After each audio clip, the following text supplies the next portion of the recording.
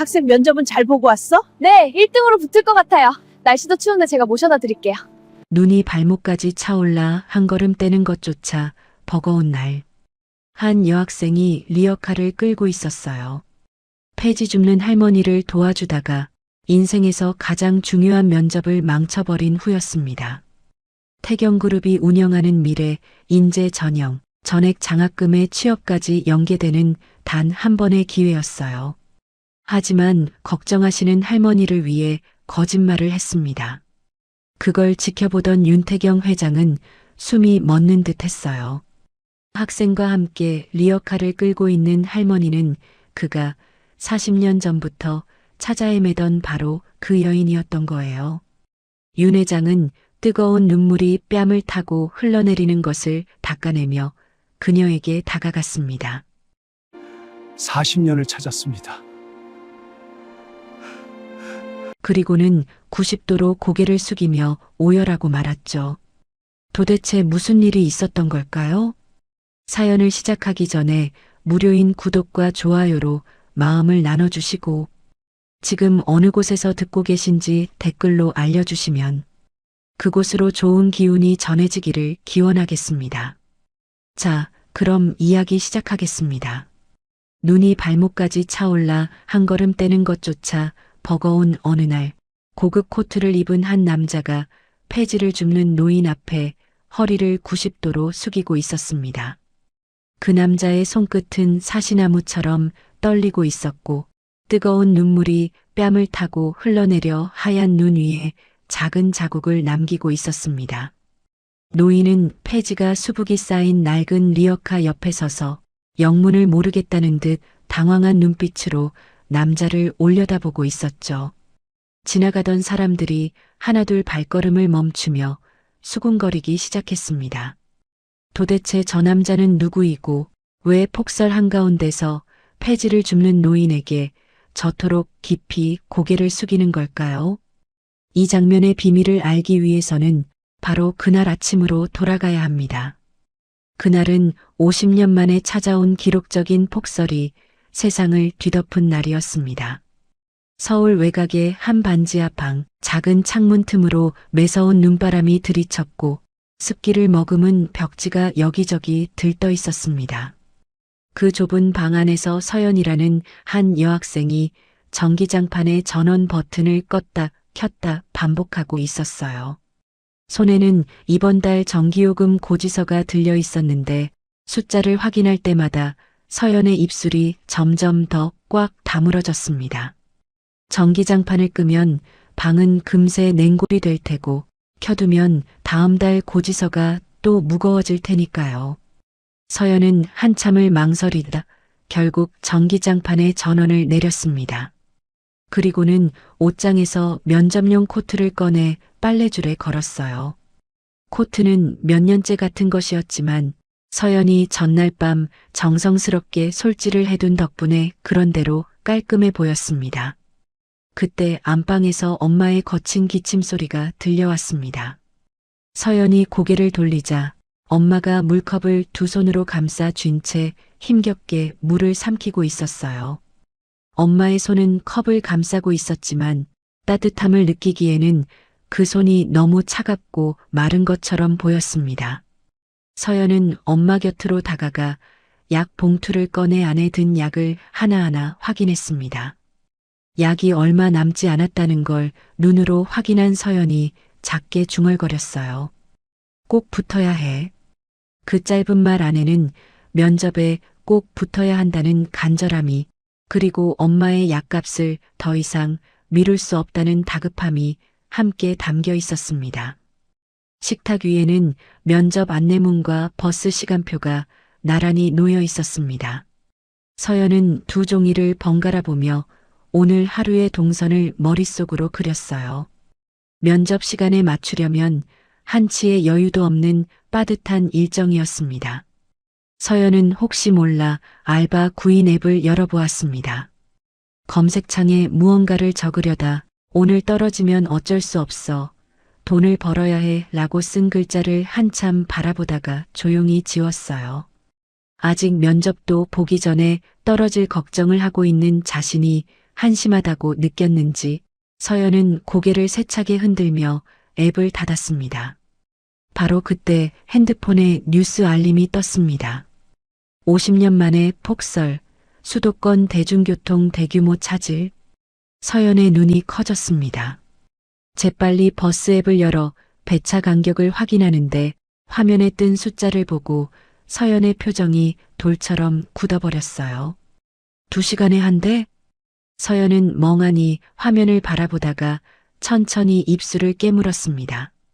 폭설 때문에 버스가 거의 다니지 않는 상황이었고, 만약 이 버스를 놓치면 면접 시간에 맞출 방법이 사라지는 거였어요. 서연은 떨리는 손으로 핸드폰을 주머니에 넣고 엄마가 잠든 방으로 조용히 들어갔습니다. 이불이 엄마의 어깨 아래로 흘러내려 있었어요. 서연은 소리가 나지 않도록 조심스럽게 이불을 끌어올려 엄마의 어깨까지 덮어주었습니다. 엄마의 잠든 얼굴은 평소보다 더 창백해 보였고 서연은 그 얼굴을 한참 동안 내려다보았습니다. 가슴 한쪽이 먹먹해지면서 코끝이 시큰해졌지만 서연은 눈물을 삼키고 조용히 방문을 닫았습니다. 이때까지만 해도 서연은 몰랐습니다. 오늘 이 폭설이 자신의 인생을 송두리째 바꿔놓을 거라는 사실을요. 그리고 면접장까지 가는 그 길 위에서 서연은 평생 잊지 못할 한 사람을 만나게 됩니다. 서연이 코트를 입고 현관 앞에 서자 엄마가 기침을 참으며 방에서 나왔습니다. 서연의 손에 들린 면접 서류가 살짝 구겨져 있는 걸 본 엄마가 마른 손끝으로 서류를 조심스럽게 펴주기 시작했어요. 한 장 한 장 모서리를 맞추며 정성스럽게 다듬는 엄마의 손길이 마치 서연의 미래를 어루만지는 것처럼 느껴졌습니다.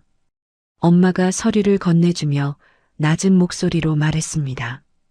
구겨져도 괜찮아. 내 꿈이 더 소중해.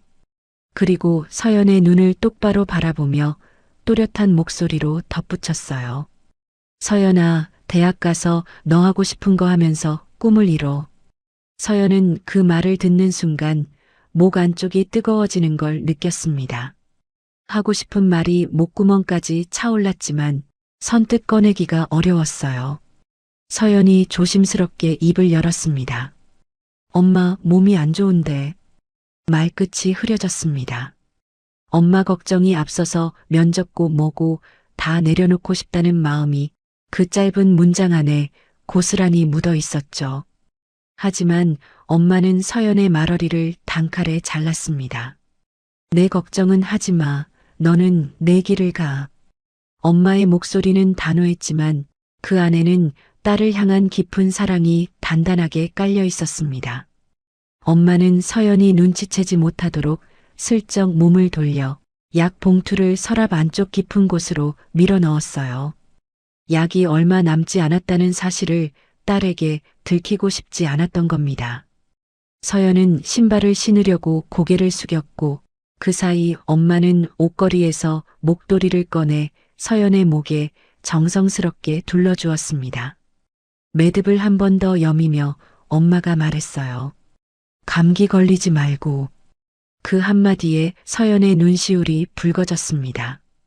자신은 기침을 하면서도 약을 아끼고 반지하에 찬 바닥에서 전기장판도 안 켜고 버티면서 딸에게는 목도리 하나라도 더 챙겨주려는 엄마였으니까요. 엄마가 서연의 손을 꼭 잡았습니다. 차가운 손이었지만 그 안에 담긴 온기는 어떤 전기장판보다 따뜻했어요. 엄마가 조용히 말을 이었습니다. 사람은 결국 마음으로 남는다. 서연은 고개를 끄덕였지만 눈길은 자연스럽게 엄마의 창백한 얼굴로 향하고 있었습니다. 볼이 움푹 들어간 엄마의 얼굴을 보는 순간 서연의 가슴 한쪽이 조여오는 것 같았어요. 엄마가 억지로라도 환하게 웃어 보이며 말했습니다. 떨어져도 괜찮아. 너무 부담 가지지 말고. 그 웃음이 억지라는 걸 서연은 알고 있었습니다. 하지만 엄마 앞에서 울 수는 없었기에 서연도 애써 웃음을 지어 보였어요. 엄마가 서연의 가방을 들어주려다 갑자기 기침이 터져 나왔습니다. 거칠고 깊은 기침이었어요. 서연이 재빨리 가방을 가져가며 엄마의 등을 가볍게 두드려 주었습니다. 기침이 잦아든 뒤 엄마가 숨을 고르며 말했어요. 너는 나 같은 삶 말고 내가 선택한 삶을 살아. 그 말은 유언처럼 들렸고 서연의 가슴에 깊이 박혔습니다. 엄마가 마지막으로 현관문을 열어주며 말했습니다. 눈 와서 미끄러우니까 다치지 말고 조심해서 가. 늦어도 괜찮다는 말 대신 안전을 먼저 걱정하는 엄마였어요. 서연이 문을 나서며 돌아보지 않으려고 애썼지만 결국 한번 뒤를 돌아보았습니다.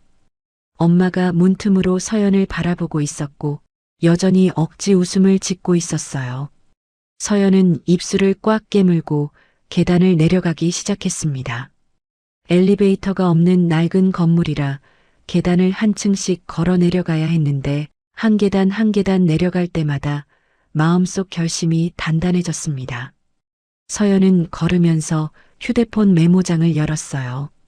거기에는 병원비와 약값을 꼼꼼히 적어둔 숫자들이 빼곡했습니다.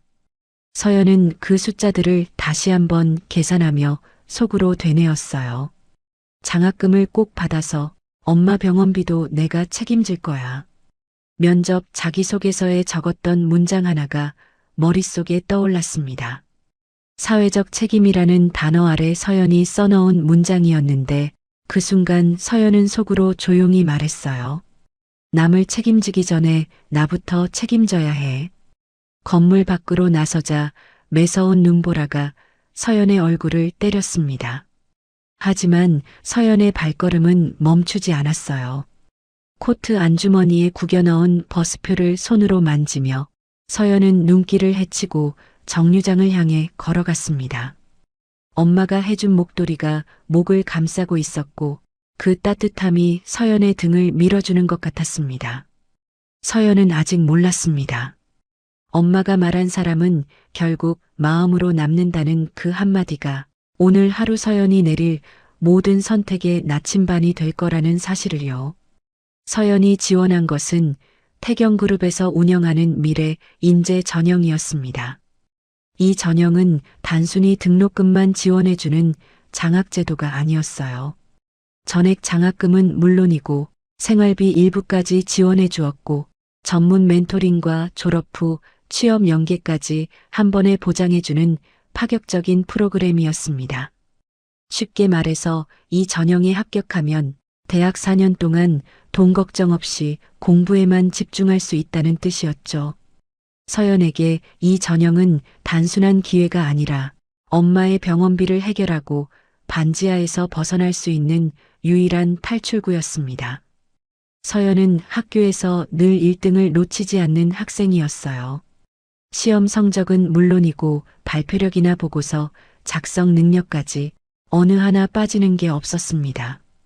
하지만 서연에게는 늘 따라붙는 말이 있었어요. 실력은 좋은데 배경이 없다. 누군가 대놓고 하는 말은 아니었지만 교실 뒤편에서 수군거리는 소리가 서연의 귀에 들려올 때마다 서연은 애써 못 들은 척 고개를 숙이고 책상만 바라보았습니다. 그런 서연에게 손을 내밀어준 사람이 담임 선생님이었어요. 담임은 서연의 성적표와 봉사활동 기록을 훑어보고 나서 서연을 따로 불러 이렇게 말했습니다. 이 전형은 성적만 보는 게 아니라 인성도 본다. 너한테 딱 맞는 기회야. 그러면서 직접 추천서를 써주겠다고 했습니다. 서연은 그날 집에 돌아와서 면접 안내문을 펼쳐보았어요. 면접 장소는 서울 시내에 있는 태경그룹 전형센터로 대학 캠퍼스 안에 위치한 회의동이었습니다. 서연이 사는 곳에서 버스로 2시간 가까이 걸리는 거리였죠. 안내문을 꼼꼼히 읽어 내려가던 서연의 눈에 한 줄의 문장이 들어왔습니다. 지각시 감점 또는 실격 처리될 수 있음. 서연은 그 문장을 2번 읽고 밑줄을 그었습니다. 이 전형의 실무 책임자는 정민석이라는 사람이었어요. 정민석은 태경그룹 인재개발팀에서 일하는 중간 관리자였는데 면접 운영의 모든 권한을 쥐고 있었습니다. 정민석이 가장 중요하게 여기는 기준은 두 가지였어요. 규정 준수와 시간 엄수. 이 두 가지만큼은 절대 양보하지 않는 사람이라는 소문이 파다했습니다. 그런데 또 다른 소문도 있었어요.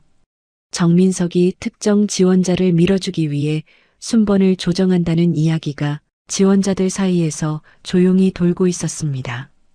물론 확인된 사실은 아니었지만 그 소문은 서연의 마음 한구석에 불안의 씨앗을 심어 놓았어요.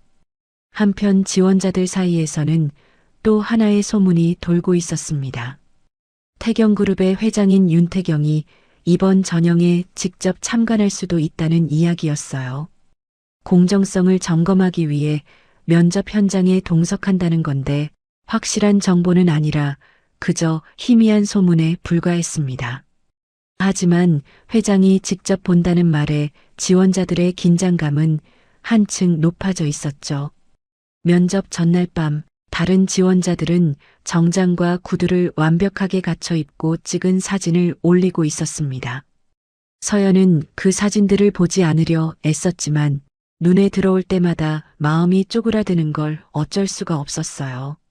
서연에게는 새 정장도 구두도 없었습니다.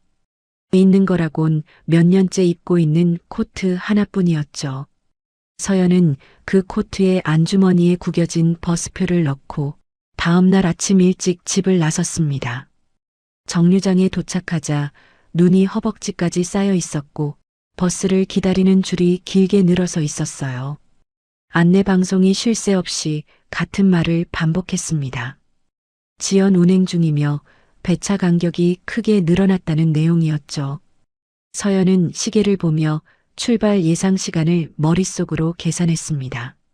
지금 버스를 타면 아슬아슬하게 맞출 수 있었어요. 하지만 버스가 한 대라도 지연되면 끝이었습니다. 서연은 손을 호흡 불며 면접 예상 질문을 머릿속으로 암기하기 시작했어요. 준비한 만큼 실수만 하지 말자. 서연은 속으로 그 말을 되풀이하며 자신을 다독였습니다. 그때 찬바람이 세차게 불어와 서연의 손에 든 면접 서류가 펄럭거렸어요. 서연은 깜짝 놀라 서류를 가슴에 꼭 끌어안았습니다. 젖으면 안 되는 서류였기에 서연은 가방에서 비닐봉투를 꺼내 서류를 조심스럽게 감쌌어요. 비닐봉투는 편의점에서 받아온 허름한 것이었지만 서연에게는 이 서류가 가장 소중한 보물이었으니까요. 서연은 비닐봉투로 감싼 서류를 코트 안쪽에 넣고 두 팔로 꼭 감싸 안은 채 버스를 기다렸습니다.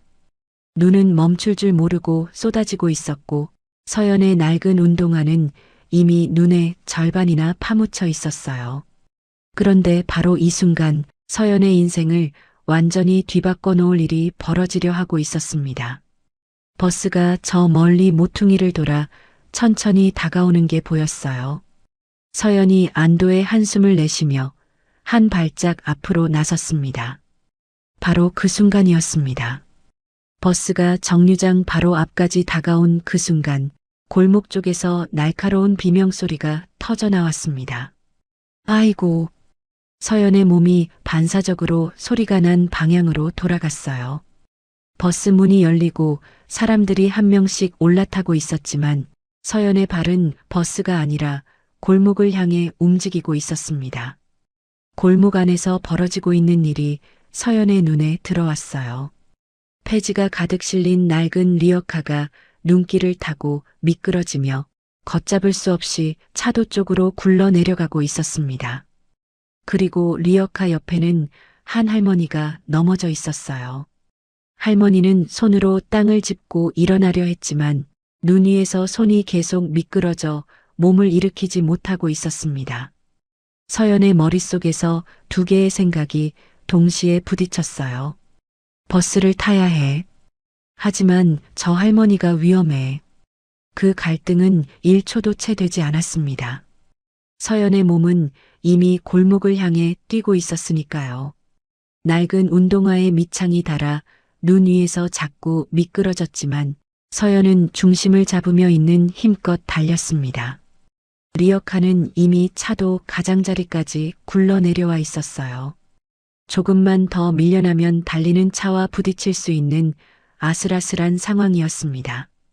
서연이 리어카의 쇠손잡이를 두 손으로 움켜잡았습니다. 무거웠어요. 폐지가 가득 실린 리어카는 서연의 힘으로 쉽게 멈출 수 있는 무게가 아니었습니다.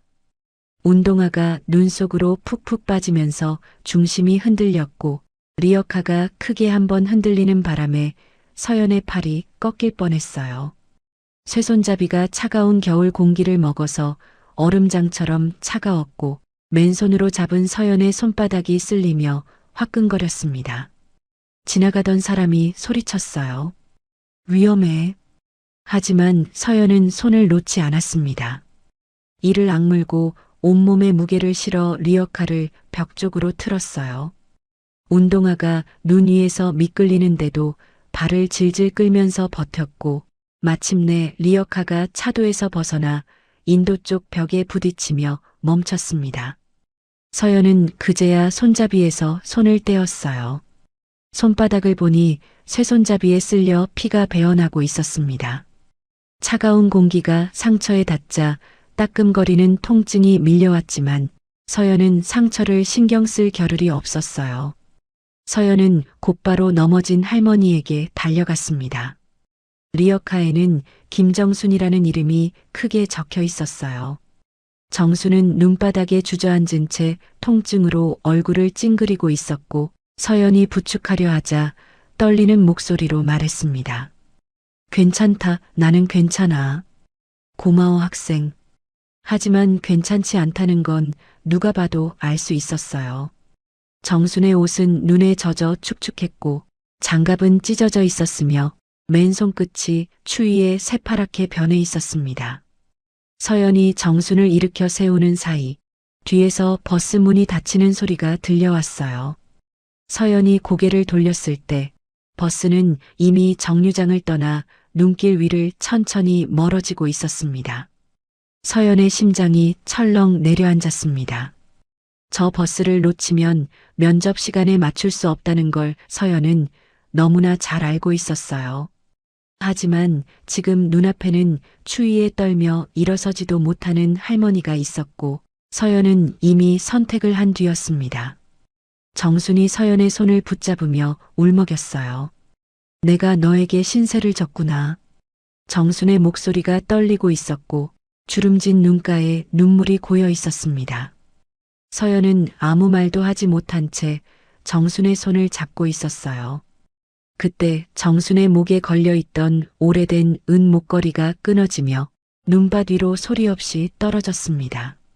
작고 낡은 은 목걸이였지만 정순이 그것을 보는 눈빛은 세상에서 가장 소중한 것을 바라보는 눈빛이었어요. 서연이 재빨리 허리를 숙여 눈 속에서 목걸이를 주워 올렸습니다. 돌려드리려고 손을 내밀자 정순이 서연의 손을 감싸며 말했어요. 주머니에 넣어둬라. 보답할 것이 이거밖에 없다. 서연은 의아했지만 정순의 말대로 목걸이를 코트 주머니에 넣었습니다. 그리고 정순의 팔을 잡아 부축하며 천천히 인도로 옮겼어요. 정순의 몸은 생각보다 가벼웠습니다. 뼈만 남은 것처럼 마른 몸이 서연의 팔에 안겨왔고 서연은 그 가벼움이 가슴에 묵직하게 내려앉는 걸 느꼈어요. 서연은 정순을 안전한 곳에 세워두고 리어카가 더 이상 굴러가지 않도록 벽에 바짝 붙여 놓았습니다. 눈은 여전히 쉬지 않고 내리고 있었고 서연의 코트는 이미 어깨까지 흠뻑 젖어 있었어요. 손바닥의 상처에서는 아직도 피가 조금씩 배어나오고 있었지만 서연은 그걸 코트 안쪽에 슬쩍 문질러 닦아내고는 정순에게 다시 돌아갔습니다. 이때까지만 해도 서연은 전혀 알지 못했습니다. 주머니 속에 넣은 그 작고 낡은 은 목걸이가 훗날 서연의 운명을 완전히 뒤바꿔 놓게 될 거라는 사실을요. 서연은 시계를 확인했습니다. 면접까지 남은 시간이 점점 줄어들고 있었고 다음 버스가 올 시간을 머릿속으로 계산해 보니 상황이 좋지 않았어요. 지금 당장 뛰어가서 다음 버스를 탄다고 해도 면접 시간에 맞추기가 빠듯했습니다. 서연은 정순을 두고 가려다 멈칫했어요. 정순의 손이 멈추지 않고 떨리고 있었거든요. 추위 때문만은 아니었습니다. 넘어질 때 발목을 다쳤는지 정순은 한 발을 들고 서서 통증에 얼굴을 찡그리고 있었어요. 정순이 서연의 눈치를 보며 힘겹게 말했습니다. 혼자 가도 된다. 어서 가. 하지만 그 말을 하면서도 정순의 손은 발목을 감싸고 있었고 걸을 수 있는 상태가 아니라는 건 누가 봐도 분명했습니다. 서연은 핸드폰을 꺼내 119에 전화를 걸었어요. 하지만 폭설로 신고가 폭주하고 있다는 안내 멘트만 반복될 뿐 연결이 되지 않았습니다. 서연은 지도 앱을 열어 근처에 쉼터가 있는지 검색했어요. 다행히 걸어서 5분 거리에 무료 난방 쉼터가 하나 있었습니다. 서연의 머릿속에서 두 가지 생각이 끊임없이 부딪히고 있었어요. 엄마 치료비. 그 네 글자가 머릿속을 맴돌 때마다 서연의 이가 저절로 악물어졌습니다. 이 면접에 떨어지면 장학금도 없고 장학금이 없으면 엄마 병원비를 감당할 길이 막막해지는 거였으니까요. 하지만 그 순간 엄마의 목소리가 귀에 맴돌았습니다. 사람은 결국 마음으로 남는다.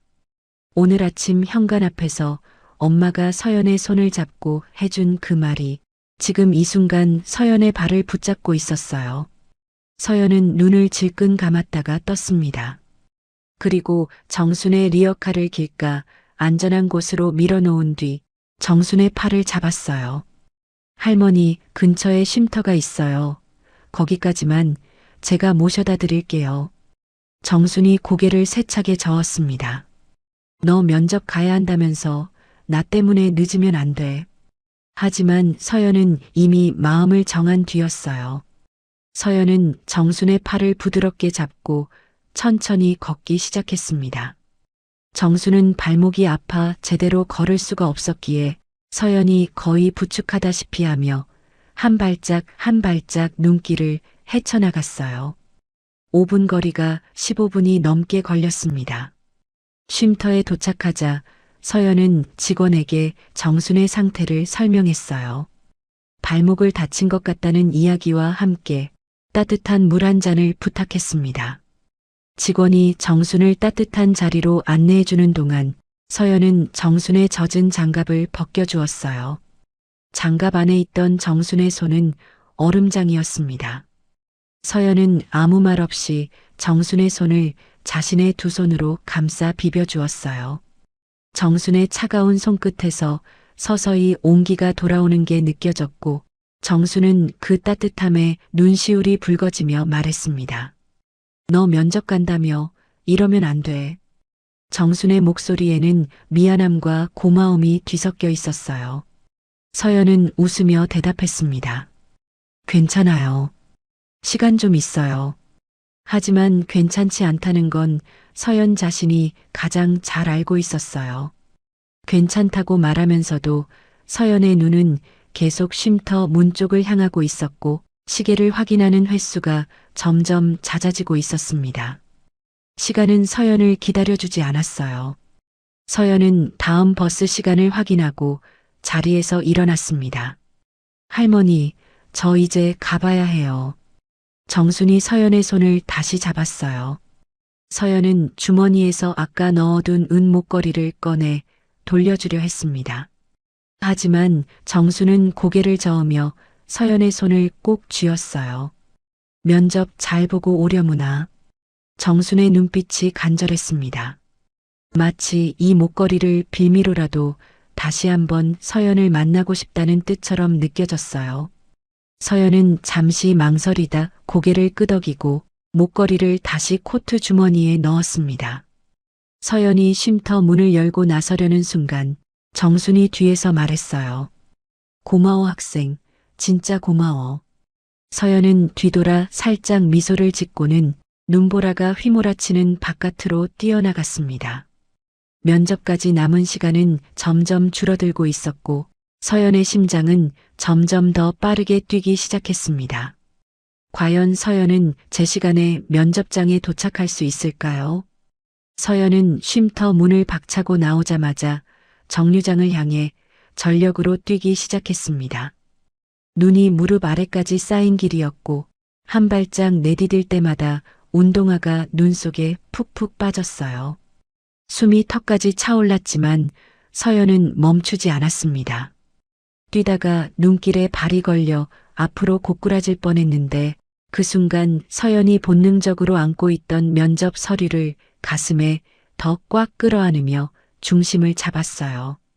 서류만큼은 절대 놓칠 수 없었으니까요. 간신히 정류장에 도착한 서연은 전광판을 확인했습니다. 다음 버스까지 2시간. 서연의 입술이 파르르 떨렸어요. 2시간을 기다리면 면접 시간은 완전히 지나가 버리는 거였습니다. 정류장에서 기다리던 사람들이 하나둘 포기하는 표정으로 돌아가고 있었어요. 한 아저씨가 서연을 보며 말했습니다. 오늘은 어디 가든 포기해야지. 50년 만에 폭설이라는데. 서연은 그 말에 대답하지 않았어요. 대신 속으로 조용히 되뇌었습니다. 포기는 없다. 서연은 발을 동동 구르며 버스를 기다렸고 얼마나 지났을까. 마침내 저 멀리서 버스 한 대가 눈길을 헤치며 느릿느릿 다가왔습니다. 예정보다 한참 늦게 도착한 버스였지만 서연에게는 그 버스가 마지막 희망이었어요. 서연은 버스에 오르자마자 맨 뒷자리에 앉았습니다. 젖은 손을 무릎 아래로 슬쩍 숨기고 가쁜 숨을 겨우 가라앉혔어요. 손바닥에 상처가 쓰라렸지만 신경 쓸 여유가 없었습니다. 서연은 핸드폰을 꺼내 면접 안내 문자를 다시 한번 확인했어요. 화면에 뜬 문장이 서연의 눈을 찔렀습니다. 지각시 감점 또는 실격. 서연의 손가락이 핸드폰 위에서 멈췄어요. 이미 예정 시간보다 한참 늦은 상황이었고 지금 이 버스가 정상 속도로 달려도 면접 시간에 맞추기 어려웠습니다. 서연은 버스 창문에 서린 김을 손끝으로 닦아내며 바깥을 내다보았어요. 도로는 온통 하얗게 뒤덮여 있었고 앞서가는 차들이 서행하는 바람에 버스도 기어가듯 느리게 움직이고 있었습니다. 서연은 도착 시간을 계산하기 위해 지도 앱을 열었어요.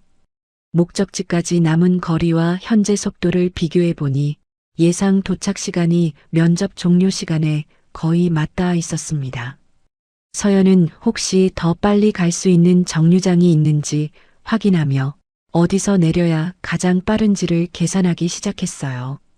한 정거장이라도 앞에서 내리면 뛰어서 시간을 벌 수 있을지 모른다는 생각이었죠. 하지만 버스는 서연의 마음과는 상관없이 눈길 위에서 계속 서행했습니다. 정체 구간에 걸릴 때마다 서연의 손이 무릎 위에서 꽉 쥐어졌고 시간이 1분 1초 지날 때마다 가슴이 점점 더 조여오는 것 같았어요. 마침내 서연은 목적지에서 2 정거장 전에 벌떡 일어나 하차벨을 눌렀습니다. 여기서 내려서 뛰는 게 더 빠르겠다고 판단한 거였어요. 버스에서 내린 서연은 택시를 잡으려 주변을 둘러보았지만 눈길 위에 택시는 한 대도 보이지 않았습니다. 서연은 망설일 시간이 없었어요. 젖은 운동화로 눈길을 뛰기 시작했습니다. 미끄러운 길 위에서 몇 번이나 넘어질 뻔했지만 서류를 가슴에 꼭 안은 채 이를 악물고 달렸어요. 숨이 터질 것 같았고 차가운 공기가 폐를 찌르는 것처럼 아팠지만 서연의 다리는 멈추지 않았습니다.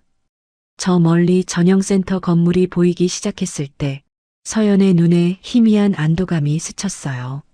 하지만 건물 앞에 도착한 서연을 맞이한 것은 경비원의 한마디였습니다.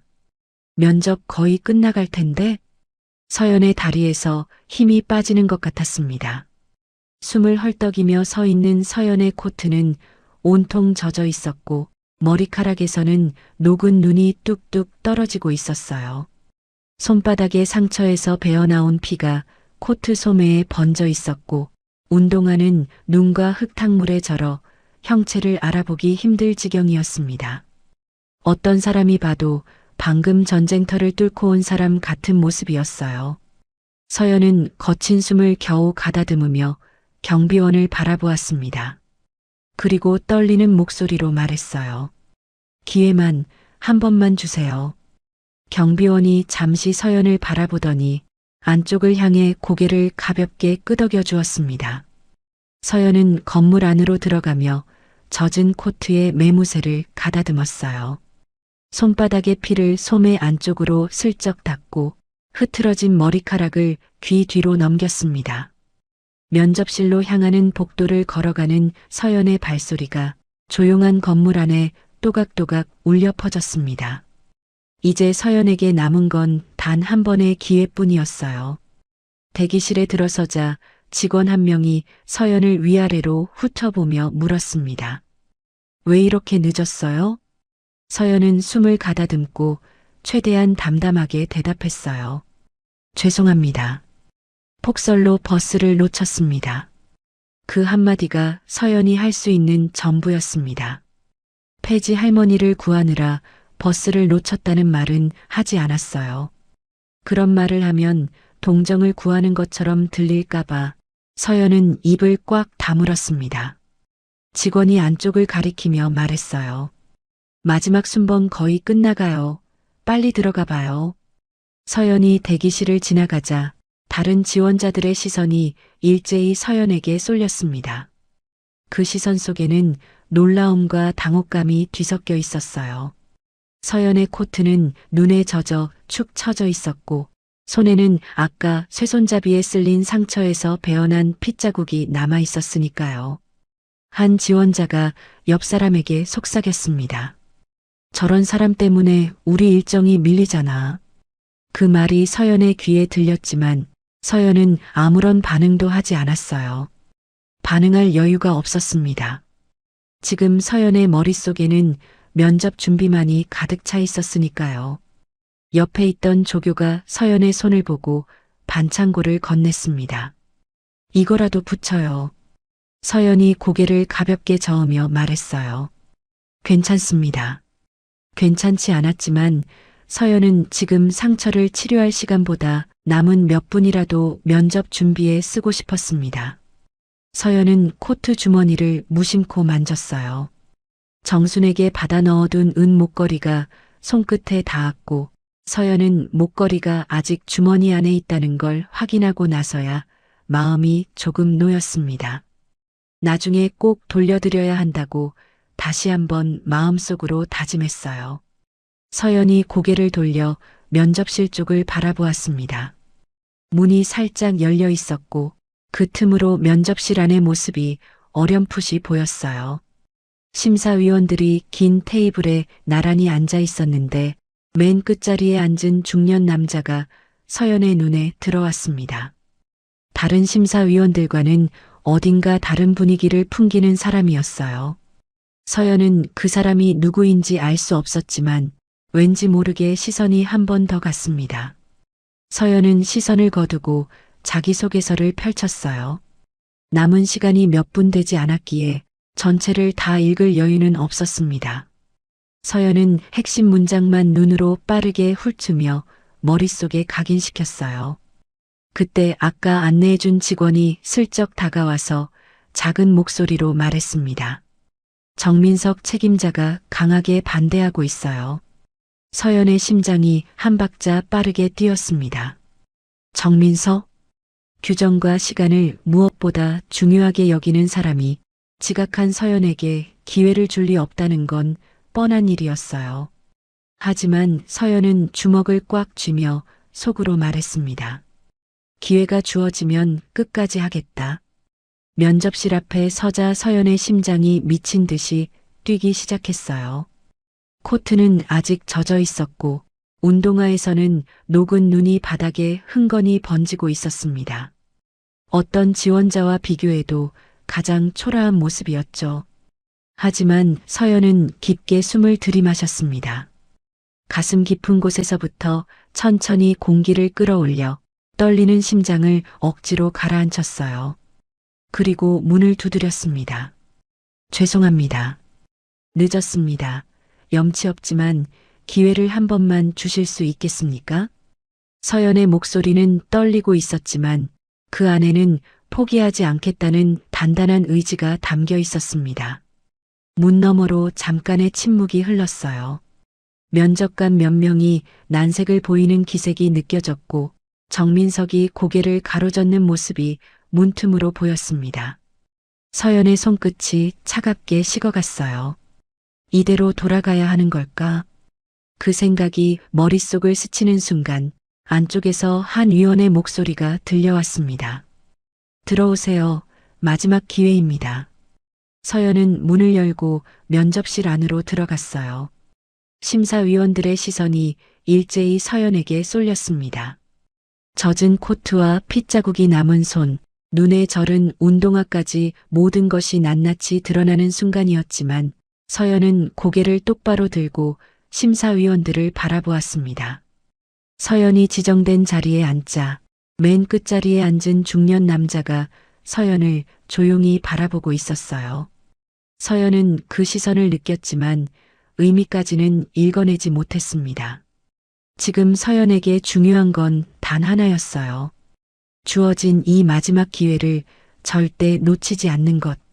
서연은 무릎 위에 올려놓은 두 손을 꽉 쥐고 면접관의 첫 질문을 기다렸습니다.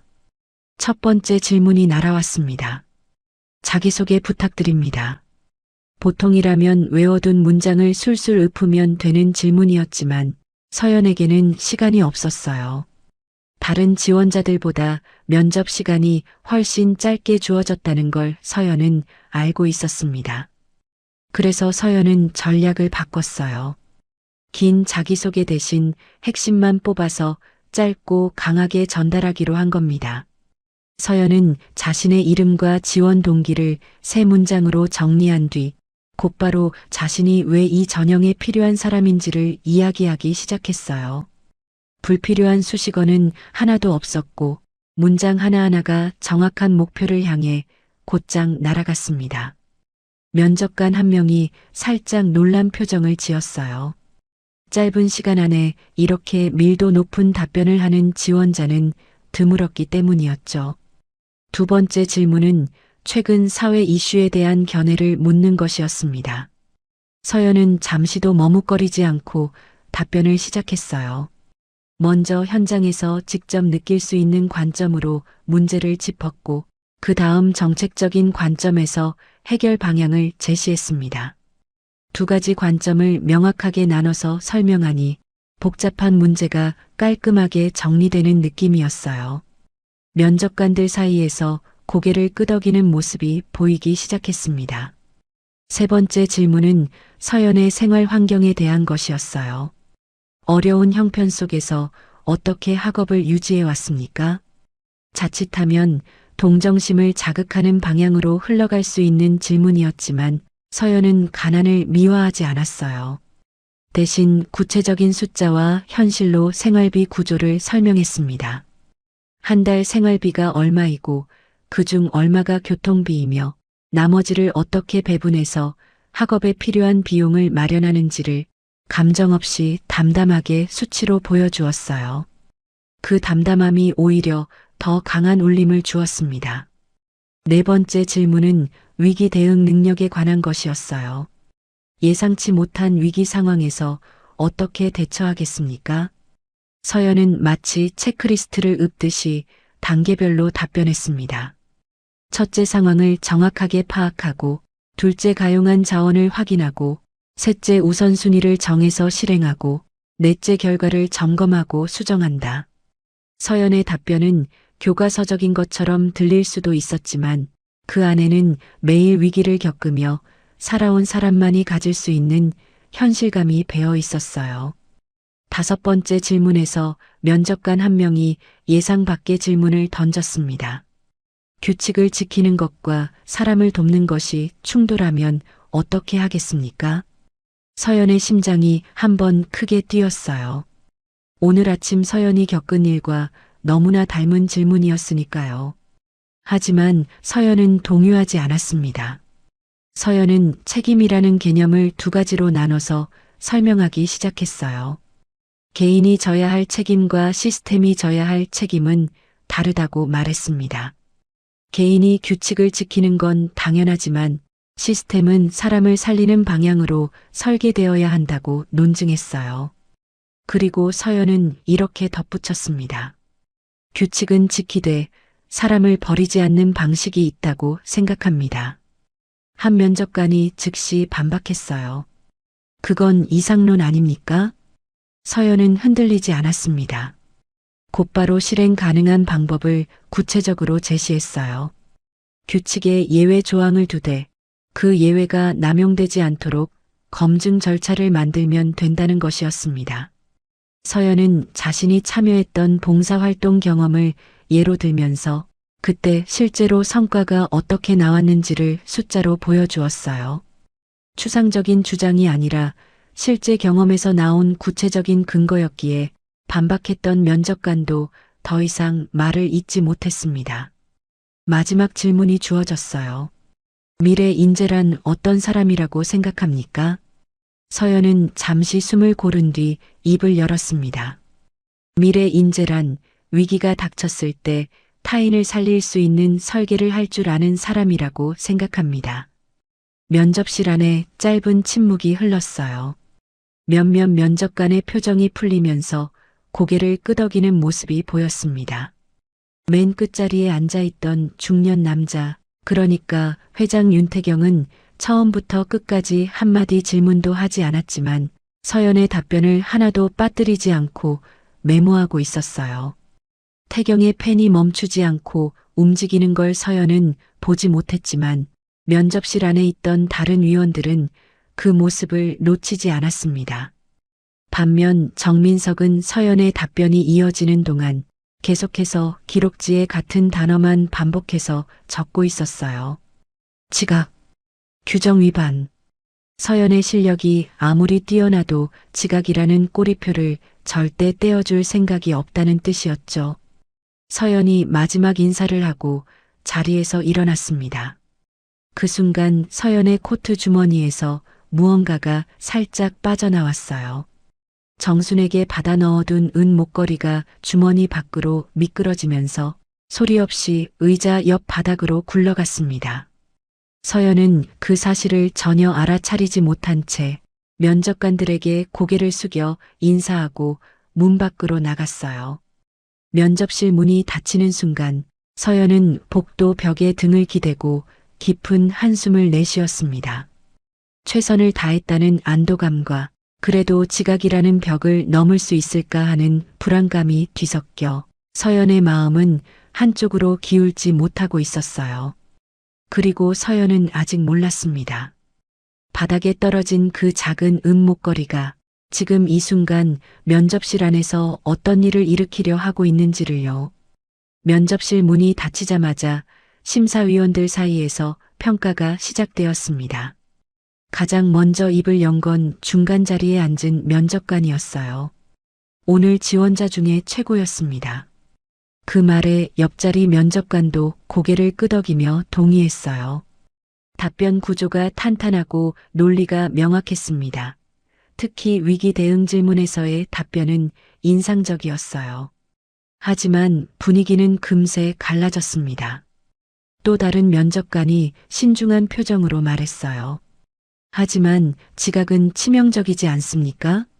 원래라면 실격인데 말이죠. 그 한마디에 분위기가 무거워졌고 정민석이 기다렸다는 듯이 입을 열었습니다. 규정 위반은 실격에 준하는 사안입니다. 정민석의 목소리는 단호했어요. 마치 이미 결론을 내려놓은 사람의 말투였습니다. 시간을 지키지 못하는 사람이 어떻게 미래 인재가 될 수 있겠습니까? 실력이 아무리 좋아도 기본이 안 되면 의미가 없습니다. 정민석이 강하게 결론을 몰아가는 사이 맨 끝자리에 앉은 회장 윤태경은 한마디도 하지 않았어요. 태경은 말없이 시선을 바닥 쪽으로 내리고 있었습니다. 무언가 생각에 잠긴 것 같기도 하고 면접관들의 토론을 가만히 듣고 있는 것 같기도 했어요. 그런데 그때 태경의 눈에 무언가가 들어왔습니다. 의자 아래 바닥에서 작은 빛이 반짝이고 있었어요. 태경이 조용히 허리를 숙여 그것을 집어 올렸습니다. 작고 낡은 은 목걸이였어요. 세월의 흔적이 고스란히 남아있는 오래된 목걸이였는데 태경은 그것을 손바닥 위에 올려놓고 가만히 바라보았습니다. 무심코 뒤집어 본 목걸이 뒷면에 작은 각인이 새겨져 있었어요. 오래전에 누군가가 새긴 이니셜과 함께 세월에 닳아 희미해진 흠집이 남아 있었습니다. 태경의 표정이 순간 굳어버렸어요. 목걸이를 쥔 손이 미세하게 떨리기 시작했고 면접관들의 토론 소리가 태경의 귀에 더 이상 들려오지 않는 것 같았습니다. 태경의 눈빛이 깊어지더니 아주 먼 과거를 바라보는 사람의 눈이 되었어요. 그 각인을 태경은 알고 있었습니다. 아니, 잊은 적이 없었습니다. 40년 전 어느 겨울밤 목숨이 위태로웠던 자신에게 따뜻한 국밥 한 그릇을 내밀어준 사람. 그 사람의 목에 걸려있던 은목걸이가 바로 이것이었어요. 태경은 갑자기 날카로운 목소리로 물었습니다. 이 지원자 이름이 뭐죠? 면접관들이 갑작스러운 질문에 놀란 표정을 지었어요. 정민석이 서류를 펼치며 딱 잘라 말했습니다. 윤서연 지각자입니다. 태경이 다시 물었어요. 지각 사유는? 정민석이 짧게 대답했습니다. 폭설이라고 했습니다. 태경의 눈이 가늘어졌어요. 폭설. 그 한마디 뒤에 무언가 더 있을 거라는 직감이 태경을 사로잡았습니다. 태경이 조용하지만 단호한 목소리로 말했어요. 동선을 확인합시다. 정민석의 표정이 살짝 굳었습니다. 동선 확인이라니 지각자의 행적을 일일이 추적하겠다는 뜻이었으니까요. 그럴 필요까지는 없지 않나요? 그냥 일개 학생일 뿐인데. 정민석이 서류를 보며 아무렇지 않게 말했습니다. 그러나 태경은 그보다 먼저 비서를 바라보며 지시했습니다. 건물 주변과 진입 경로의 폐쇄회로 녹화 영상을 확인해 주세요. 비서가 즉시 일어나 밖으로 나갔어요. 태경은 목걸이를 손에 쥔 채 한참 동안 말이 없었습니다. 다른 면접관들은 회장의 갑작스러운 태도, 변화에 의아한 표정을 짓고 있었고 정민석은 불편한 기색을 감추지 못했어요. 태경의 눈가에 미세한 떨림이 있었지만 그것을 알아차린 사람은 아무도 없었습니다. 태경은 오래된 기억 속으로 깊이 빠져들어가고 있었어요. 40년 전에 그 겨울 모든 것을 잃고 길거리에서 얼어 죽을 뻔했던 그날 밤 이 목걸이를 한 사람이 자신의 목숨을 살려주었습니다.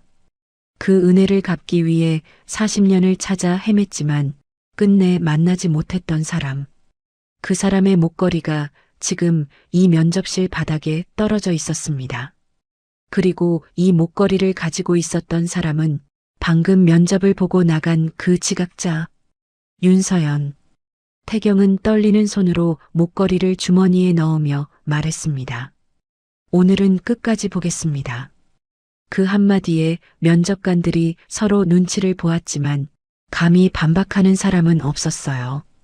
태경의 눈빛이 그 어느 때보다 깊고 단단했기 때문이었습니다. 회의는 계속 이어졌지만 태경의 머릿속에서는 40년 전의 눈보라와 오늘의 폭설이 겹쳐지고 있었습니다. 회장이 동선 확인을 지시한 뒤에도 정민석은 자신의 입장을 한치도 바꾸지 않았습니다.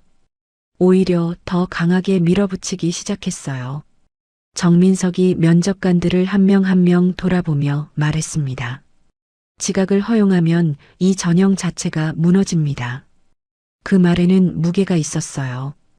규정이라는 것은 한 번 예외를 두면 끝없이 허물어지기 마련이고 정민석은 그 점을 정확히 짚고 있었습니다. 정민석이 목소리를 한 톤 더 높였어요.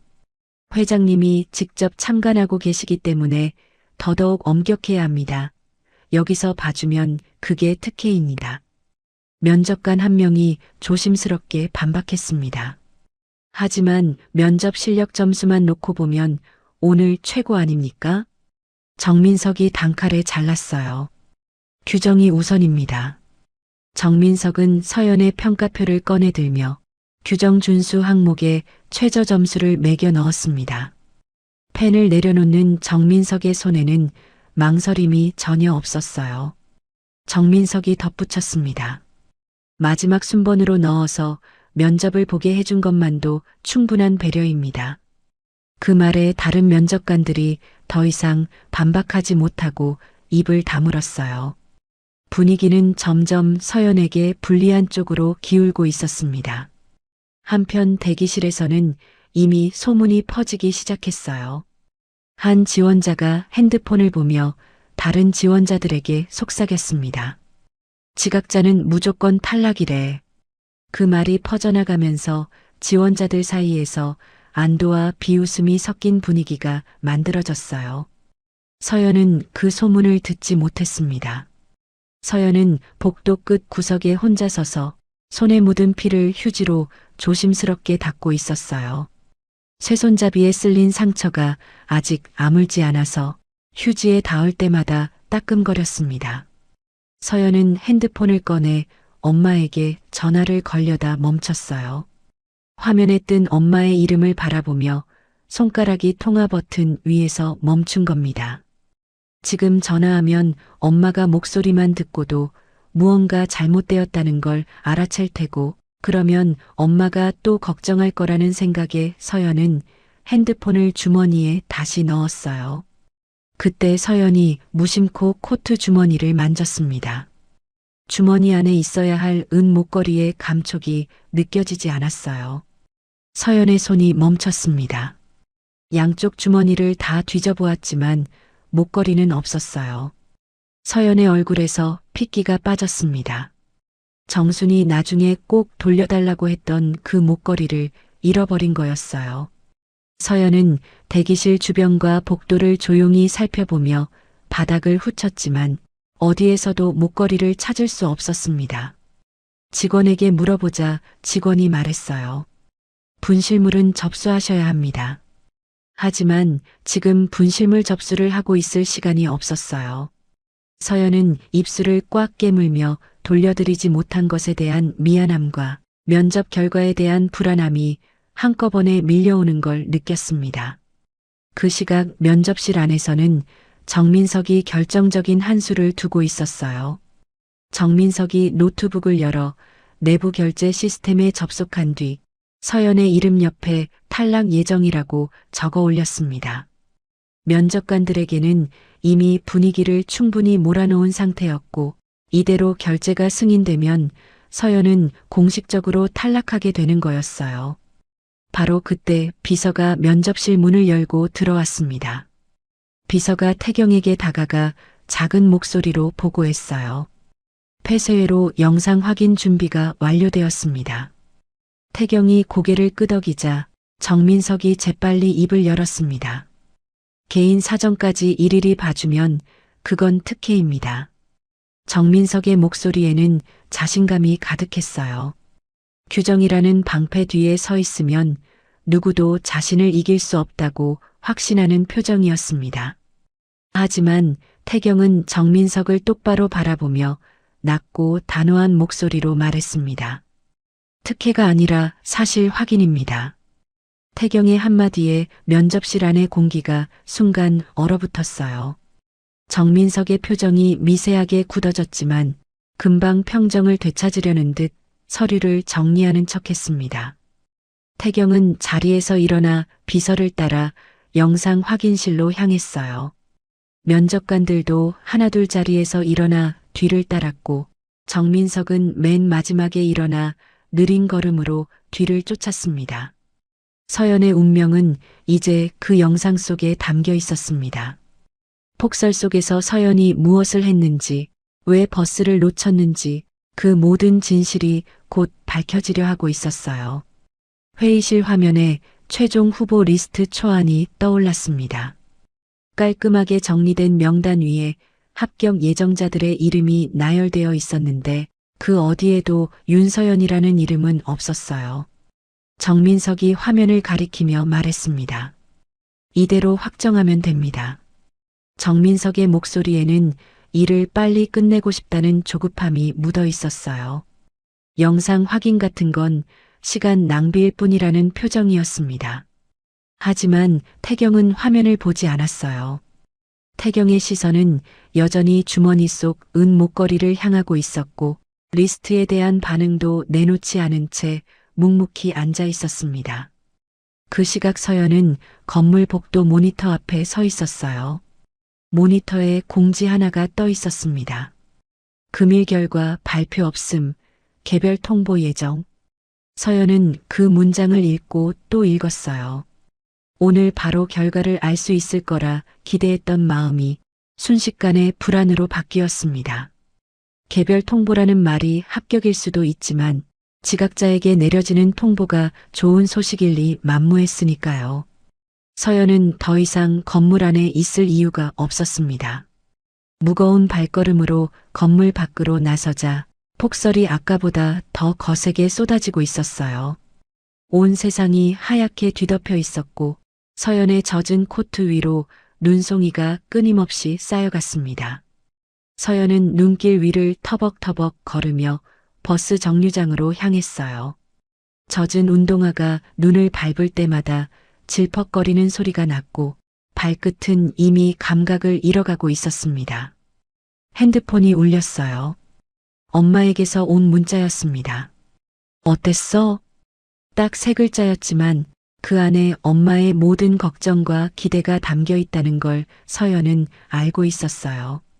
서연은 답장을 쓰려고 화면을 눌렀다가 손가락이 멈추고 말았습니다. 뭐라고 써야 할지 모르겠었어요. 잘 봤다고 거짓말을 할 수도 없었고 지각했다고 솔직히 말하면 엄마가 얼마나 속상할지 뻔했으니까요. 서연은 결국 답장을 보내지 못한 채 핸드폰을 주머니에 넣었습니다. 버스 정류장에 도착한 서연은 벤치에 앉았어요. 반지하로 돌아갈 버스도 폭설 때문에 지연되고 있다는 안내 방송이 흘러나왔습니다. 서연은 가방에서 면접 서류를 꺼내 보았어요. 아까 눈길을 달리는 동안 비닐봉투 안에 물이 스며들었는지 서류 모서리가 젖어 찢어져 있었습니다. 밤새 정성스럽게 준비한 자기소개서의 글자가 번져서 읽을 수 없게 된 부분도 있었어요. 서연은 그 찢어진 서류를 한참 동안 바라보았습니다. 손바닥의 상처도 다시 벌어졌는지 아까 닦아낸 피가 또 배어나오고 있었어요.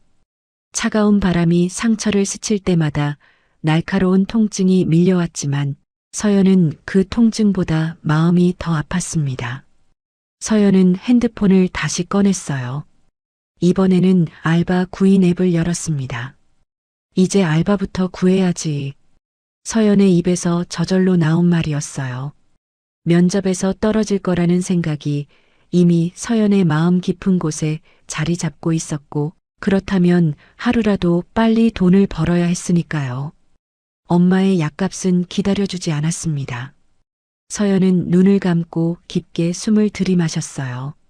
차가운 공기가 폐를 가득 채웠고 그 차가움이 오히려 흐려지려는 정신을 잡아주는 것 같았습니다.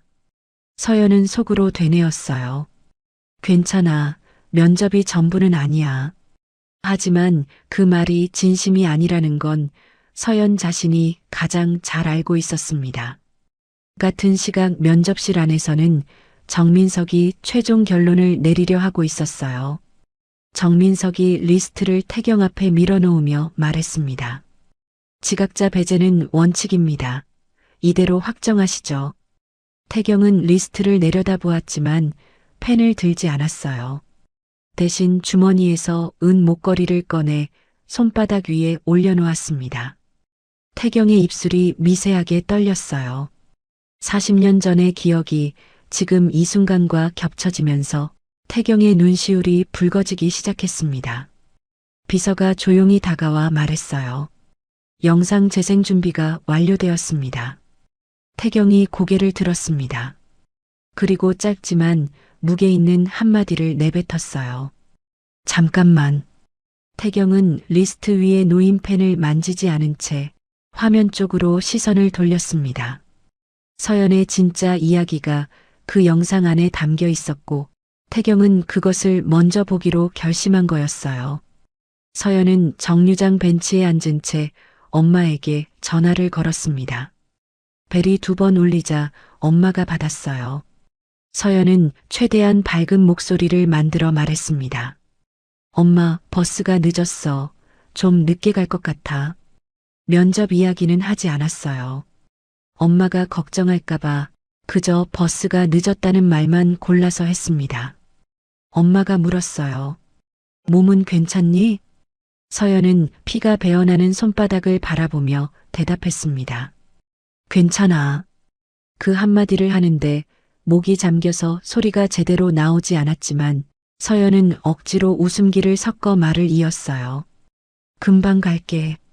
전화를 끊고 서연은 상처가 난 손을 바라보았습니다. 피가 아직 마르지 않았어요.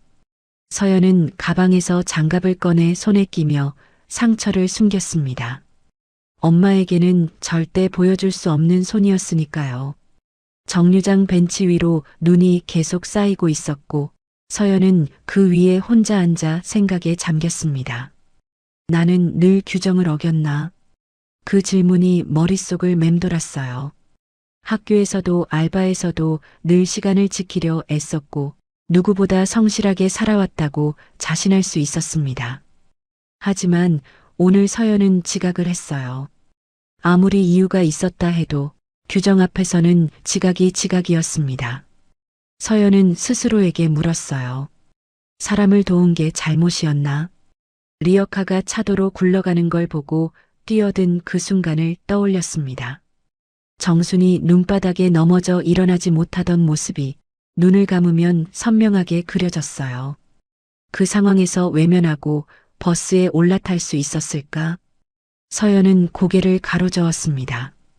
다시 그 순간으로 돌아간다 해도 같은 선택을 했을 거예요. 하지만 그 선택의 대가가 면접 탈락이라면 엄마의 치료비는 어떻게 하는 건지 답이 나오지 않았습니다. 쉼터에서 정순의 차가운 손을 비벼주던 기억이 떠올랐어요. 정순의 주름진 얼굴과 떨리는 목소리가 귀에 맴돌았습니다. 그리고 잃어버린 목걸이가 생각났어요. 서연이 중얼거렸습니다. 돌려드려야 했는데 도대체 어디 간 거지? 에휴, 난 바보다 바보. 나중에 꼭 돌려달라던 정순의 간절한 눈빛이 자꾸 떠올라서 서연의 가슴이 먹먹해졌습니다. 서연은 눈을 감았어요. 반지하 계단을 내려가는 자신의 모습이 머릿속에 그려졌습니다. 습기 찬 벽지와 곰팡이 냄새, 전기장판을 켤지 말지 고민하는 밤, 엄마의 기침 소리가 벽을 타고 새어나오는 새벽. 그곳으로 다시 돌아가야 한다는 생각에 숨이 막혔어요. 아니, 돌아가는 것이 문제가 아니었습니다. 거기서 영영 빠져나오지 못할 수도 있다는 두려움이 서연의 가슴을 짓누르고 있었어요. 그 시각 전형센터 회의실에서는 태경이 입을 열었습니다. 영상을 재생하세요. 비서가 리모컨을 누르자 화면이 켜졌어요. 폐쇄회로 영상에 폭설이 쏟아지는 거리가 나타났습니다. 화면 속에서 한 여학생이 버스를 기다리고 있었어요. 서연이었습니다. 버스가 다가오고 서연이 한 발짝 앞으로 나서는 순간 골목 쪽에서 리어카가 미끄러져 내려오는 장면이 찍혀 있었습니다. 서연이 버스를 포기하고 골목으로 뛰어가는 모습이 선명하게 보였어요. 리어카의 쇠손잡이를 두 손으로 붙잡고 온몸으로 무게를 버티며 차도에서 밀어내는 장면이 이어졌습니다. 운동화가 눈 위에서 미끄러지는데도 놓지 않는 서연의 모습에 회의실 안이 조용해졌어요. 서연이 넘어진 할머니를 부축해 일으키는 장면, 젖은 장갑을 벗겨 손을 비벼주는 장면, 쉼터까지 할머니를 데려가는 장면이 차례로 재생되었습니다. 태경은 화면을 뚫어지게 바라보고 있었어요. 태경의 눈시울이 점점 붉어지더니 눈가에 물기가 맺히기 시작했습니다. 화면 속 서연이 돕고 있는 그 할머니, 폐지를 줍는 그 노인의 목에 걸려있던 은 목걸이가 지금 태경의 주머니 안에 있었으니까요. 정민석이 입을 열었습니다. 감동적인 이야기이긴 합니다만 그건 미담일 뿐입니다. 규정 위반은 규정 위반이에요. 태경이 천천히 고개를 돌려 정민석을 바라보았어요. 그리고 낮지만 흔들림 없는 목소리로 말했습니다. 그 미담이 오늘의 핵심입니다. 정민석의 입이 굳게 다물어졌어요. 태경이 말을 이었습니다. 서연의 폭설은 거짓말이 아닙니다. 전부를 말하지 않은 것뿐이에요. 태경은 자리에서 일어나 면접관들을 천천히 둘러보았어요. 그리고 무겁지만 또렷한 목소리로 선언했습니다. 이 전형의 존재 이유를 잊지 마십시오. 미래 인재 전형. 미래를 살릴 수 있는 사람을 찾는 전형이었습니다. 그리고 오늘 그 자격을 몸으로 증명한 사람이 바로 지금 폭설 속 정류장에서 혼자 결과를 기다리고 있었어요. 태경이 영상 재생을 멈추게 하고 면접관들을 향해 입을 열었습니다. 사실 확인이 완료되었습니다. 태경의 목소리는 차분했지만 그 안에 담긴 무게감은 회의실 전체를 눌렀어요. 평가 방식을 재정의하겠습니다. 정민석의 표정이 순간 굳어졌습니다. 재정의라는 말은 곧 자신이 만들어 놓은 결론이 뒤집어질 수 있다는 뜻이었으니까요. 태경이 면접관들을 한 명 한 명 바라보며 말했습니다. 규정은 공정의 도구이지 사람을 자르는 칼이 아닙니다. 그 한마디에 회의실 안의 공기가 바뀌었어요.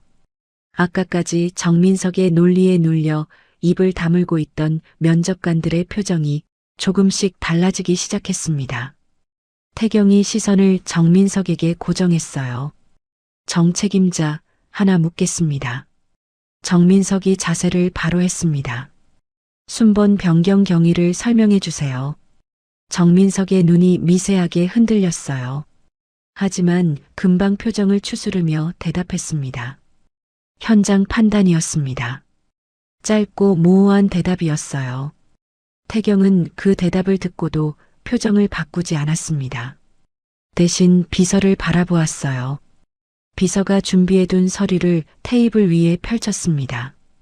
그것은 오늘 면접의 통화 기록과 진행 로그였어요. 누가 언제 누구에게 연락했는지, 면접 순번이 언제 어떻게 바뀌었는지가 시간순으로 정리되어 있었습니다. 로그를 확인한 면접관들의 표정이 하나둘 변하기 시작했어요. 정민석이 특정 지원자의 순번을 앞으로 당기고 다른 지원자들의 순번을 뒤로 밀어낸 흔적이 분명하게 남아 있었습니다.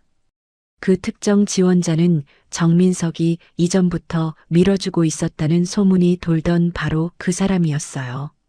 태경이 로그를 가리키며 말했습니다. 이것이 특혜입니다. 정민석의 얼굴에서 핏기가 빠져나갔어요. 아까까지 서연의 지각을 특혜라고 몰아세우던 정민석이 정작 자신이 특혜를 만들어내고 있었던 겁니다. 태경이 서연의 면접 평가표를 테이블 위에 올려놓았어요. 서연의 면접 점수를 항목별로 다시 검토해 주십시오. 면접관들이 서연의 답변을 다시 돌아보기 시작했습니다. 한 면접관이 말했어요. 자기소개 구성력, 오늘 최고였습니다. 다른 면접관이 이어서 말했어요. 사회 이슈 분석도 논리가 탄탄했고 위기 대응 답변은 고등학생이라고는 믿을 수 없는 수준이었습니다. 또 다른 면접관이 덧붙였어요. 미래 인재에 대한 정의도 인상적이었습니다. 실력만 놓고 보면 오늘 지원자 중 단연 최고였어요. 면접관들의 재평가가 이어질수록 정민석의 입지는 좁아져 갔습니다. 태경이 정리했어요. 규정 감점은 유지합니다. 지각은 지각이니까요. 면접관들이 고개를 끄덕였습니다. 규정을 무시하는 게 아니라 규정은 지키되 그것을 악용한 부분을 바로잡겠다는 뜻이었으니까요. 태경이 이어서 말했습니다. 하지만 실격 처리로 몰아간 것은 조작입니다. 조작이라는 단어가 나오자 회의실이 얼어붙었어요.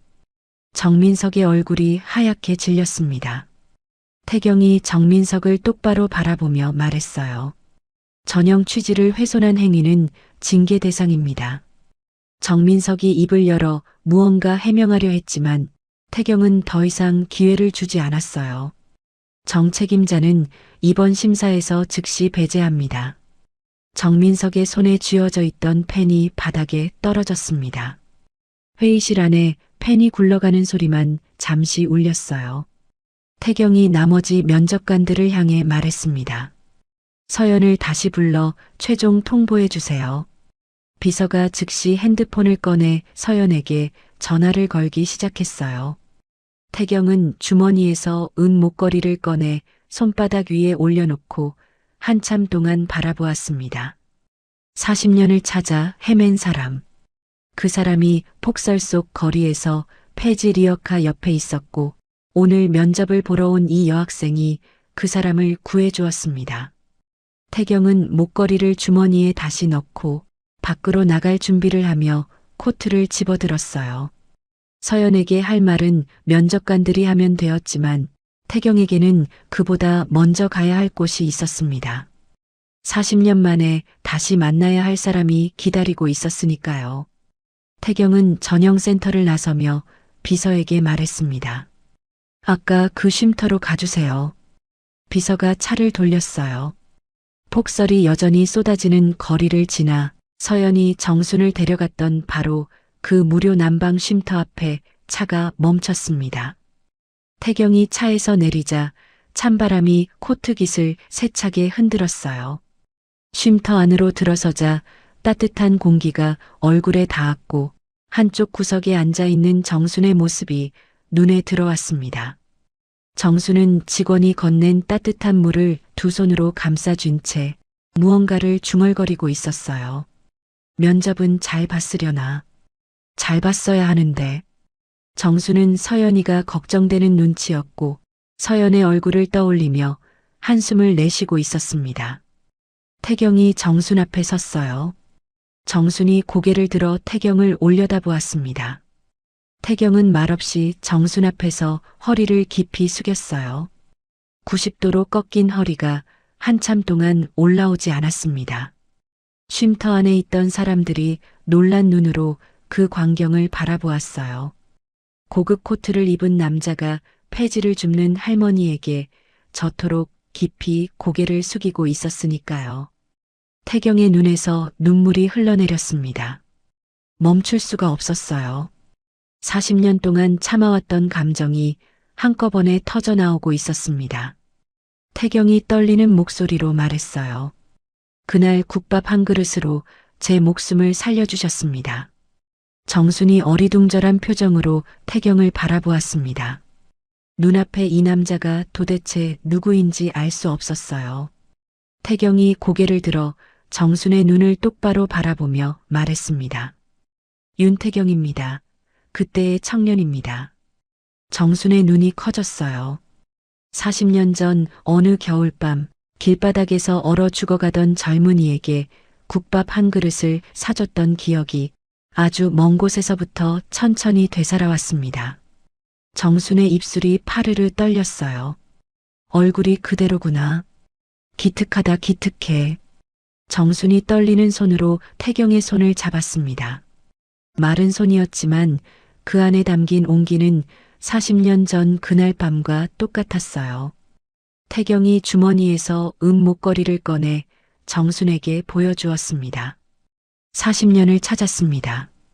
정순의 눈에서 눈물이 주르륵 흘러내렸어요. 자신의 목에서 끊어져 서연에게 맡겼던 그 목걸이가 40년 전 자신이 살려준 청년의 손에 들려 있었습니다. 세상에 이런 일이 어떻게 일어날 수 있는지 정순은 믿기 어려운 듯 목걸이와 태경의 얼굴을 번갈아 바라보았어요. 태경이 정순의 손을 꼭 잡으며 말했습니다. 할머니, 이제 폐지 안 주우셔도 됩니다. 거처와 생활을 제가 책임지겠습니다. 정순이 고개를 세차게 저으며 말했어요. 그럴 것까지야 나는 괜찮다. 하지만 태경은 더 이상 거절을 받아들이지 않았어요. 40년을 빚지고 살았던 마음을 이제야 갚을 수 있게 된 거였으니까요. 태경은 비서에게 정순의 거처와 생활 지원을 즉시 준비하라고 지시한 뒤 다시 차에 올라 전영센터로 돌아갔습니다. 전영센터 로비에 서연이 와 있었어요. 비서에게 전화를 받고 다시 돌아온 서연은 무슨 일인지 영문을 모른 채 긴장한 표정으로 서 있었습니다. 젖은 코트를 입고 상처난 손을 장갑으로 숨긴 채 불안한 눈으로 주변을 둘러보고 있었어요. 태경이 서연 앞에 섰습니다. 서연은 아까 면접실 맨 끝자리에 앉아있던 그 중년 남자가 회장이라는 사실을 이제야 알았어요. 놀라서 눈이 커진 서연에게 태경이 조용히 말했습니다. 당신이 오늘 보여준 것은 실력과 인성 모두입니다. 서연의 심장이 세차게 뛰기 시작했어요. 태경이 이어서 말했습니다. 최종 합격과 전액 장학금 선정을 공식 통보합니다. 서연의 입이 벌어졌습니다. 귀를 의심했어요. 지각까지 했는데 합격이라니. 서연은 자신이 잘못 들은 건 아닌지 태경의 얼굴을 멍하니 바라보았습니다. 태경이 한 발짝 더 다가서며 말했어요. 그리고 당신의 어머니 치료비도 전액 지원하겠습니다. 서연의 눈에서 눈물이 왈칵 쏟아졌어요. 엄마의 치료비. 서연이 오늘 아침부터 면접 내내 가슴에 품고 있던 그 무거운 짐이 한순간에 내려지는 것 같았습니다. 태경이 말을 이었어요. 반지하에서 나오세요. 집은 우리가 마련하겠습니다. 서연은 놀라서 한 발짝 물러서며 물었습니다. 왜 저까지요? 태경이 미소를 지으며 대답했어요. 이 전형의 목적이 미래를 살리는 사람을 살리는 것이기 때문입니다. 그리고 태경은 서연에게 설명해 주었습니다. 오늘 서연이 구해준 그 폐지 할머니가 40년 전 자신의 목숨을 살려준 은인이라는 사실을요. 서연은 믿을 수 없다는 표정으로 태경의 이야기를 들었어요. 자신이 버스를 놓치면서까지 도운 그 할머니가 이 거대한 그룹의 회장과 연결된 사람이었다는 것이 꿈만 같았습니다. 한편 정민석의 순번 조작과 특정 지원자 편의 행위는 공식 기록으로 남겨졌고 징계 절차가 곧 시작될 것이라는 공지가 내부에 전달되었어요. 대기실에서 지각자는 당연히 탈락이라고 수군거리던 지원자들도 서연의 합격 소식이 전해지자 더 이상 아무 말도 하지 못했습니다. 서연은 전형센터 로비 한쪽에서 핸드폰을 꺼내 엄마에게 전화를 걸었어요. 벨이 한 번 울리자 엄마가 받았습니다. 서연은 울음이 터져 나오는 걸 겨우 참으며 말했어요. 엄마, 나 합격했어. 전화기 너머로 엄마의 숨소리가 멈추는 게 느껴졌습니다. 그리고 잠시 뒤 엄마의 울음소리가 작게 새어나왔어요. 서연도 더 이상 참지 못하고 울었습니다. 로비에 서서 핸드폰을 귀에 대고 소리 없이 우는 서연의 어깨가 들썩이고 있었고 젖은 코트 소매로 눈물을 닦아내는 서연의 모습을 태경이 멀리서 지켜보고 있었어요. 태경도 조용히 눈시울을 붉히며 고개를 돌렸습니다. 오늘 이 폭설이 한 사람의 인생을 무너뜨릴 뻔했지만 결국은 세 사람의 인생을 이어주는 다리가 되어준 거였어요. 봄이 왔습니다. 서연이 새로 이사한 집의 창문을 활짝 열자 따스한 햇빛이 방 안가득 쏟아져 들어왔어요. 반지하 창문으로는 한 번도 들어온 적 없는 환한 빛이었습니다. 서연은 그 빛을 온몸으로 받으며 눈을 감았어요. 겨울 내내 꿈꾸던 순간이 바로 지금 눈앞에 있었습니다. 엄마가 현관문을 열고 들어왔어요. 병원에서 전기 치료를 받고 돌아온 엄마의 얼굴빛은 겨울에 비하면 눈에 띄게 좋아져 있었습니다. 볼에 혈색이 돌고 있었고 기침도 많이 줄어 있었어요. 서연이 엄마에게 따뜻한 차 한 잔을 내밀었습니다. 엄마가 두 손으로 찻잔을 감싸며 웃었어요. 이번에는 억지 웃음이 아니라 진짜 웃음이었습니다. 서연은 그 웃음을 보는 것만으로도 가슴이 벅차올랐어요. 서연은 가방에 미래 인재 전형 장학생 배지를 달았습니다. 작은 배지였지만 그 위에 새겨진 글자 하나하나가 서연에게는 무겁고도 소중했어요. 이 배지를 달기까지 얼마나 많은 일이 있었는지 서연만이 알고 있었습니다. 폭설 속에서 미끄러지며 리어카를 붙잡던 손바닥의 통증, 젖은 운동화로 눈길을 달리던 숨막히는 기억, 그리고 정류장 벤치에서 혼자 앉아 울음을 삼키던 그 시간까지 모든 것이 이 배지 안에 담겨 있었어요. 서연은 학교 재단 봉사 프로그램 오리엔테이션에 참석했습니다. 장학생 대표로 인사를 하게 된 서연이 참석자들 앞에 섰어요. 서연은 떨리는 마음을 가다듬고 입을 열었습니다. 사람은 결국 마음으로 남습니다. 오늘부터는 제가 누군가의 버스를 놓치게 하지 않겠습니다. 그 짧은 문장에 서연의 모든 경험과 다짐이 담겨 있었어요. 버스를 놓쳐서 위기에 빠졌던 그날의 기억을 이제는 다른 사람을 위한 힘으로 바꾸겠다는 뜻이었습니다. 참석자들이 박수를 보냈고 서연은 겸손하게 고개를 숙여 인사했어요. 한편 정순의 삶도 완전히 달라져 있었습니다. 태경이 마련해준 작은 집에서 정순은 새로운 하루를 시작하고 있었어요. 깨끗한 세면대에서 따뜻한 물로 손을 씻고 식탁에 앉아 따뜻한 식사를 했습니다. 더 이상 폐지를 줍기 위해 새벽부터 리어카를 끌고 나갈 필요가 없었어요. 옷장에는 두꺼운 겨울 패딩이 걸려 있었습니다. 정순이 그 패딩을 만지며 미소를 지었어요. 추위에 떨며 골목을 헤매던 날들이 이제는 지나간 이야기가 되었으니까요. 어느 날 서연이 정순의 집을 찾아왔습니다. 서연의 손에는 작은 주머니가 들려 있었어요. 서연이 주머니를 열어 안에 든 것을 꺼내 정순의 손바닥 위에 조심스럽게 올려놓았습니다.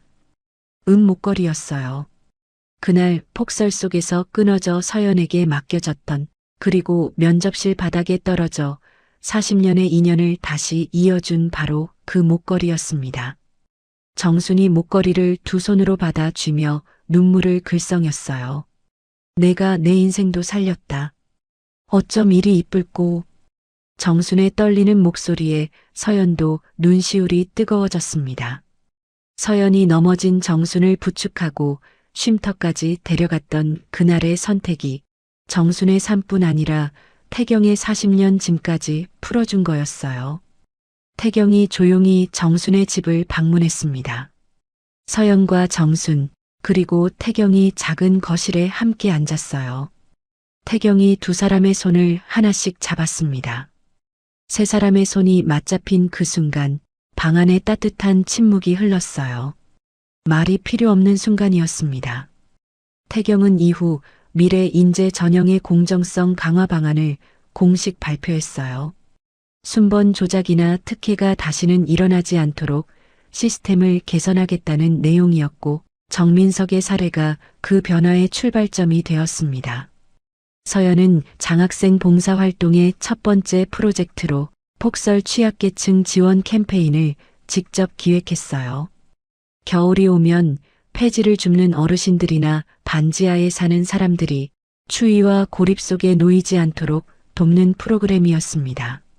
서연은 그 기획안을 쓰면서 정순의 얼굴을 떠올렸어요. 그리고 반지하 계단을 오르내리던 자신의 모습도 떠올렸습니다. 이제 서연은 반지하 계단 대신 햇빛이 드는 현관문을 열고 나섭니다. 첫 장면에서 폭설이 쏟아지던 그 캠퍼스 정문에 이제는 맑은 하늘이 펼쳐져 있었어요. 서연과 정순, 그리고 태경이 나란히 서서 웃고 있었습니다. 그날 폭설 속에서 90도로 고개를 숙이던 태경의 인사가 이제는 감사가 아닌 함께 걷겠다는 인사가 되어 다시 한번 반복되었어요. 태경이 허리를 숙이자 서연도 정순도 함께 고개를 숙였습니다. 세 사람의 인사가 봄바람 속에서 겹쳐졌고 그 모습을 바라보는 사람들의 얼굴에도 환한 미소가 번졌습니다. 어떤 선택은 버스를 놓치게 만들기도 하지만 그 선택이 결국 누군가의 인생을 바꾸고 그 인생이 다시 또 다른 누군가에게 이어지는 법입니다.